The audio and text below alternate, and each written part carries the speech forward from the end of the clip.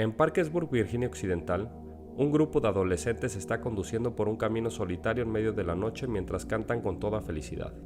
Cuando llegan a una zona alejada, saltan un área cerrada para llegar al acceso de un arroyo, en donde empiezan a nadar dos de ellos, mientras el tercero prefiere quedarse tomando algo en la orilla. Son interrumpidos por los encargados del sitio, que parecen hacer algún tipo de mantenimiento al agua, así que les pide que salgan, es una zona prohibida.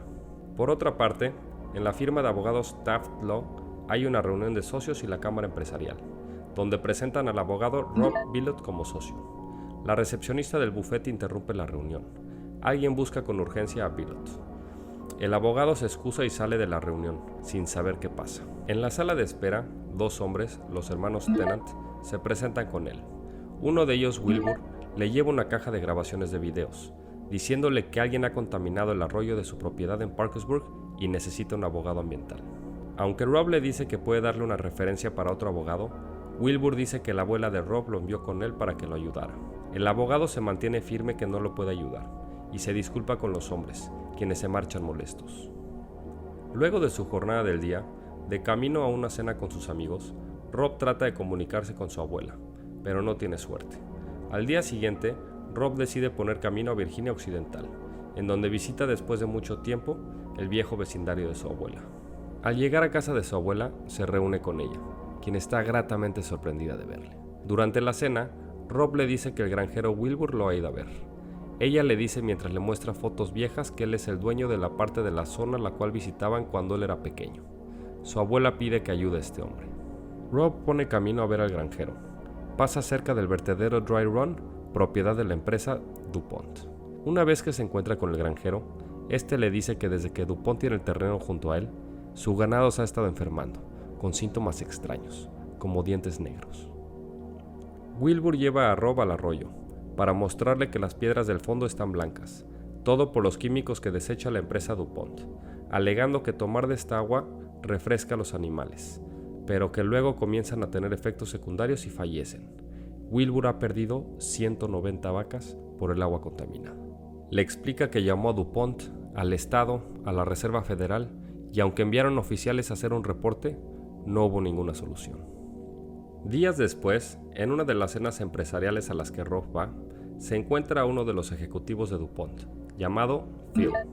Rob habla con Phil, le pregunta si conoce a Tennant, pero este lo niega. Rob explica que el granjero cree que los desechos que la empresa tira están cayendo al arroyo e infectando al ganado. Phil duda de que la empresa tenga que ver con esto, pero aún así le envía a Rob a una persona de la reserva ambiental. Pero cuando Rob lleva este reporte a Tennant, este se enoja. El documento dice que hubo deficiencia en cuanto al cuidado del ganado, por falta de nutrición, falta de control, pero él ha dedicado su vida a la ganadería. En medio de la discusión entre Rob y Wilbur, una de las vacas restantes parece estar alterada. Mientras se acerca, Rob se esconde dentro del auto. El granjero dispara para asustarla y que la vaca retroceda, pero esta vuelve a alterarse y le dispara dejándola sin vida. Al día siguiente, Rob evalúa los videos que le habían llevado antes. Los mira con Tom, un socio de la firma de abogados, a quien le dice que tal vez deberían iniciar un señalamiento de forma privada contra DuPont para evitar una demanda. Tom al inicio no está de acuerdo. DuPont es una empresa muy importante en el país. Sin embargo, acepta la importancia de esto y pide que actúe con cautela. Rob negocia con Phil, quien acepta enviar un equipo a la zona para delimitar si hay desechos en el arroyo, pero estas evaluaciones se prolongan hasta 1999, a un año del caso Tennant. Rob observa que a pesar de que la empresa de DuPont debería de tener desechos de papel y ceniza mayormente, en sus archivos se muestran galones de más de 208 litros. ¿Qué es lo que almacenan en estos contenedores? Además, en los documentos se muestran habitualmente las siglas PFOA. Posiblemente es otro tipo de desecho, pero ¿no estaría regulado por la ley? Durante la gala, Rob se acerca a Phil para hablar con él, ya que ha estado evitando sus llamadas.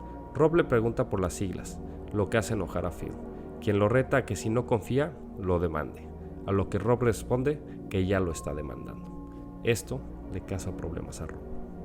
Pero igual, utiliza a Larry, ex abogado de DuPont, que ahora trabaja por su cuenta para interponer la demanda y ayudarlo. Phil, por su lado, arregla para que esto siempre vaya a favor de su empresa. Envía todos los archivos correspondientes de registro de DuPont a Rob en más de 50 cajas, las cuales tendrá que revisar solo.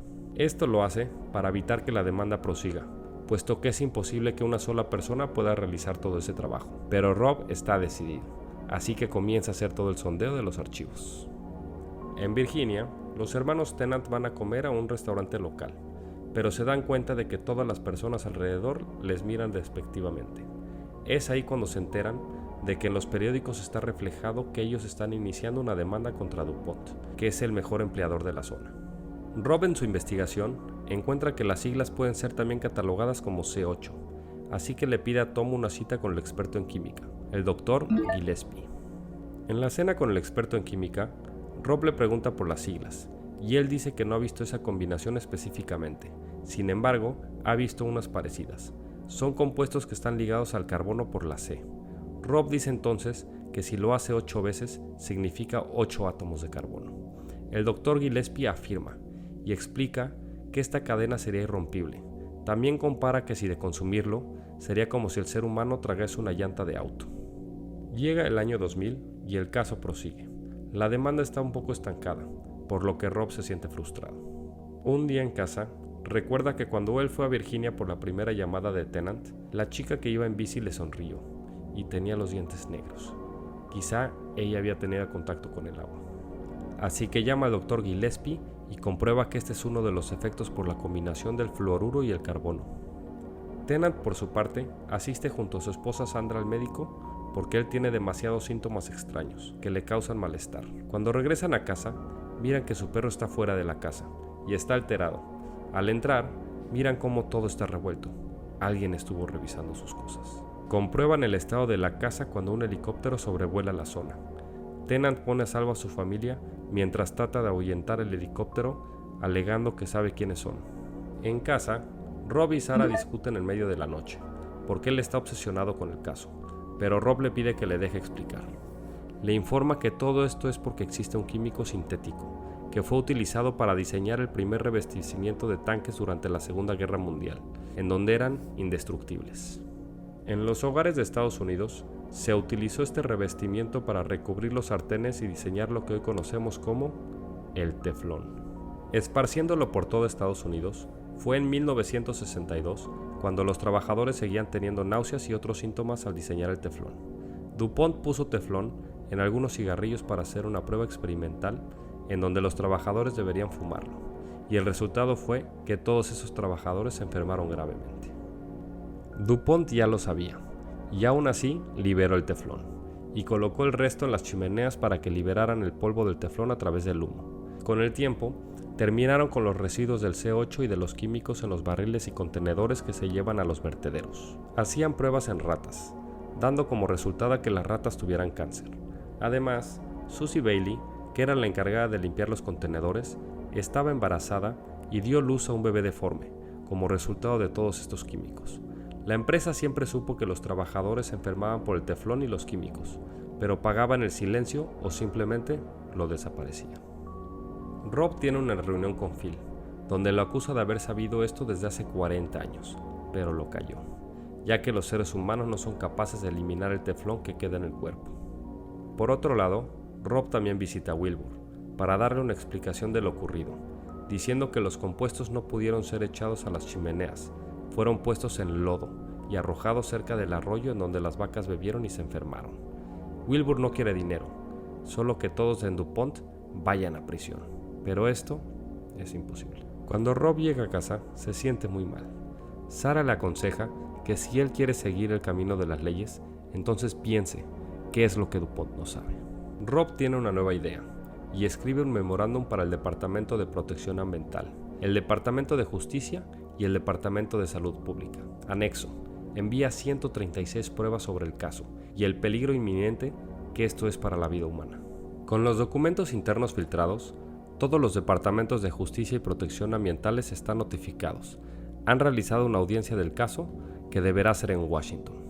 DuPont hace todo lo posible para que Rob no pueda testificar, ni tampoco ir a la audiencia, pero el juez le niega la solicitud de DuPont y hace que Rob asista.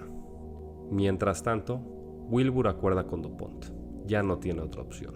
Rob pide al alto mando hacer algo para que DuPont responda por todo lo causado. Días después, el Distrito del Agua envió una carta a Johnny Dagger Krieger, otras víctimas de la contaminación de DuPont, diciendo que la corriente de agua no hay tantas sustancias de C8, por lo que no es letal.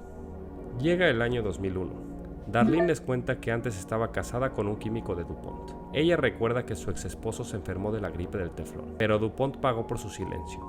Ellos solo debieron guardar silencio e incluso pudieron comprar una casa e enviaron a sus hijos a la universidad para graduarlos de ingenieros, todo esto patrocinado por DuPont. También les cuentan que ellos saben que varias personas fueron afectadas por DuPont. En un nuevo comienzo, ahora John Krieger será el demandante principal en representación de 70,000 habitantes que bebieron el agua contaminada en los últimos 40 años.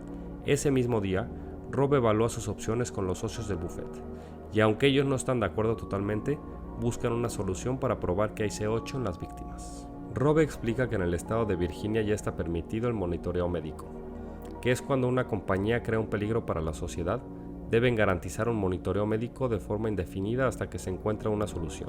Pero esto es algo sin precedentes, así que tienen sus dudas, pero aún así participarán. Es así como llega el año 2002. Larry y Tom están preparando la audiencia contra DuPont junto a Rob. Hacen una audiencia para tratar de desestimar el caso, en donde el abogado Wallace, que es el representante de DuPont, insiste en que ellos no han infringido las normativas. DuPont envía a la doctora Kimball, quien es miembro del Distrito del Agua, para poder medir los límites del C8 que tenía el agua del estado de Virginia, y dice que está dentro de los límites reglamentarios. El equipo de Rob le pregunta cómo pudieron obtener esa medida, si ellos ni siquiera conocen quiénes son las personas que hicieron tal medición. Ella informa que son la unidad científica, expertos y accionistas, pero entre los accionistas constatan que está DuPont. La audiencia decide trasladarse a juicio puesto que este nuevo caso y la nueva medición deberá ser evaluada por la corte y el jurado. Por otro lado, siguen agrupándose manifestantes que exigen que DuPont limpie el agua. Ahora con esta nueva resolución, hay noticias alrededor del mundo sobre el caso del teflón. DuPont se está viendo afectado, así que tratan de atentar contra los Kriegers.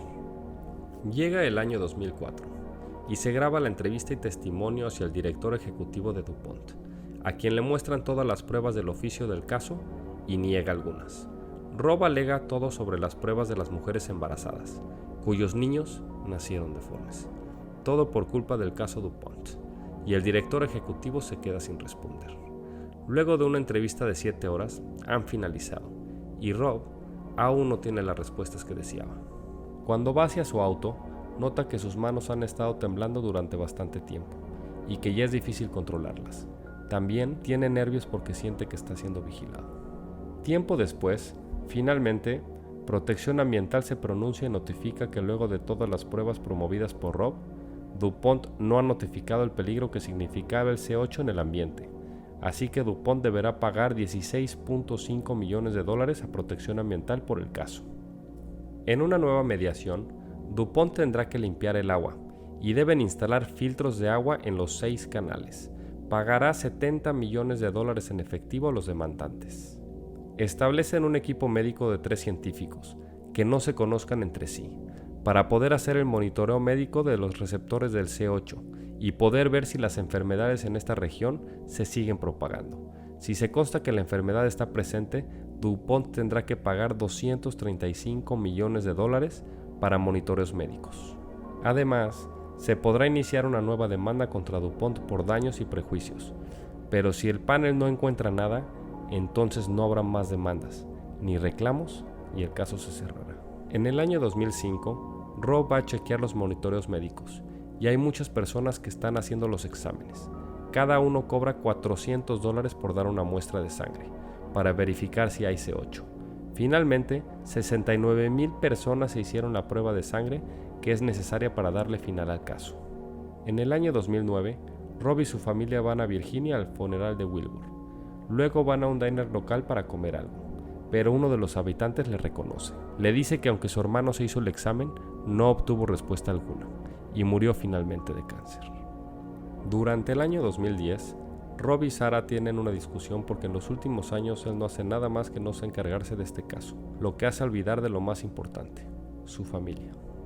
En el año 2011, el buffet sigue recibiendo facturas de gastos por el caso y no tiene respuestas del panel.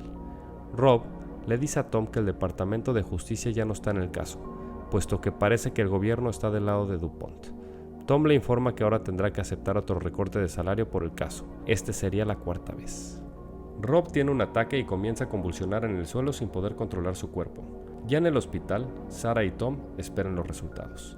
Rob sufrió un AIT, algo previo a un derrame cerebral. Le dicen que no puede tener más estrés y que debe bajar la presión en su vida. Como consecuencia de esto, Sarah y Tom discuten. Ella le pide que deje de hacer que Rob se sienta como un fracasado. Él siempre estuvo solo, y Taft no solo es un trabajo para él. Rob está arriesgando todo porque un extraño necesitaba ayuda. Rob y Sarah tratan de normalizar el día a día, pero Rob sigue sintiéndose desubicado. Una noche en la gasolinera, conoce por casualidad a Bucky, el hijo de Susie Bailey. Esto hace sentir a Rob aún más pensativo. Una tarde en su oficina, recibe la llamada de la doctora Frank, del panel de científicos. Ella informa que este es el mayor estudio epidemiológico de la historia de la humanidad, e irrefutablemente constataron que la explosión de C8 está conectada a 6 categorías de enfermedades graves. Por ejemplo, diferentes tipos de cáncer. 3.500 personas del colectivo estudiado ya están enfermas, y los demás se enfermarán. Gracias a este caso, pueden ser monitoreadas y tratadas. Durante la cena familiar de celebración, Rob recibe la llamada de Larry, quien le dice que DuPont está negociando el acuerdo y van a apelar por las demandas. Días después del juicio, ya existen 3.335 demandas, las cuales serán llevadas todas por Rob, quien decidió pelear por las víctimas. Después de varios intentos, DuPont por fin admitió la derrota y pagó $670.7 millones a las víctimas. Pero el PFOA sigue presente en la sangre del 99% de los seres humanos y nunca nos podremos librar de él. Gracias al trabajo de Rob, hay más de 600 investigaciones de químicas no reguladas por la ley. Después de 20 años, Rob sigue encabezando las investigaciones para hacer justicia.